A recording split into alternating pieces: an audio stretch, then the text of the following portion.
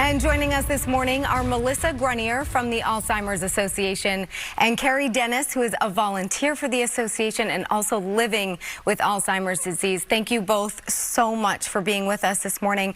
As I mentioned, we know this is not always easy to talk about, but it's so important to discuss. And Melissa, I just want to start with you. We just want to jump right in. What do you think is the most important thing for people to understand about Alzheimer's? I think the most important thing that people should remember is to pay attention to their brain health, to pay attention to those red flags that they see in themselves or their loved ones, and to not be afraid to go see their primary care or specialist to get a diagnosis. If that's even what it is, it could be something else totally unrelated. Yeah, and to that point, Kerry, let's start with your journey. And if you can just talk about how old you were and what those early signs were for you. So I was in my mid-50s. I worked at a large financial services firm. I led a lot of people, and I started noticing the day-to-day stuff that was once really easy wasn't easy. Something I love to coach. I love to do strategy meetings. I couldn't keep it together, and it got to the point where I couldn't even write a simple email.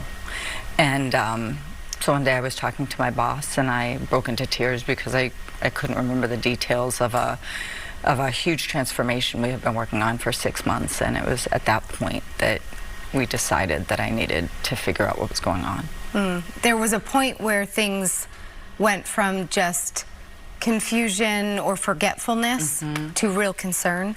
It was. It's, you know, you often meet with doctors and they say, you know, you get a lot of stress, you're getting older, you get a lot of that, and that's all very common. And it's trying to determine what the difference is between normal aging and something's wrong. And so you can kind of convince yourself you're just getting older, and then all of a sudden it gets too much. Yeah. And so what would you say to folks who are kind of walking that line between I'm not sure, I don't think that there's anything wrong with me, but boy, maybe there is? Yeah, I think it's a good conversation to have with your primary care. And I would also say, you know your body better than anyone.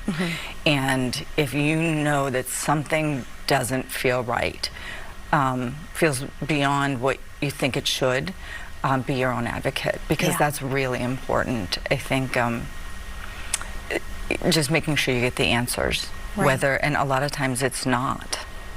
Exactly, and that's what can be so difficult and so frustrating for people who are diagnosed with Alzheimer's, but also their families. And Melissa, can you talk a little bit about that, about the fact that this is one diagnosis impacts the entire family in so many different ways? Yeah, absolutely. Alzheimer's disease doesn't occur typically in a vacuum. There's normally family members, care providers, friends, family, other family members that are involved and are watching those small losses happen over the course of months, years, decades. And so I think that there is an enormous financial, emotional, mental, physical toll, spiritual toll that takes place with families who are trying to provide the support and keep their loved one as happy and healthy for as long as possible. Now, the Alzheimer's Association says that this is the most expensive disease in the country. Can you explain that a little bit? Yeah, there are increased costs associated with Alzheimer's disease and other dementias. If you just think about the diagnostic process in of itself, there's additional testing, quite a bit of additional testing. You normally have to see one or more doctors more than one time. There's testing like neuropsychological testing, brain imaging, sometimes a spinal tap. Those things are all very expensive. As the disease progresses, people will need medication, they'll need in-home care, they may need to go to an assisted living facility or a nursing home. All of those costs add up and are an incredible burden on family members, but also on our healthcare system as a whole. Sure. And I want to ask you this, Kerry, what would your advice be to family members who may be recognizing a change in one of their loved ones and who wants, of course, to be respectful, but maybe suggest that they get some testing done? How do families go about that? It's hard. It is hard, and I think that open and honest and loving communication is it's easier said than done. Sure. And it's noticing the small things and not doing it in a way that's not calling them out in the moment, but taking when it's not right there, Sure. and just having a conversation. Taking some time. And what is your hope for the future?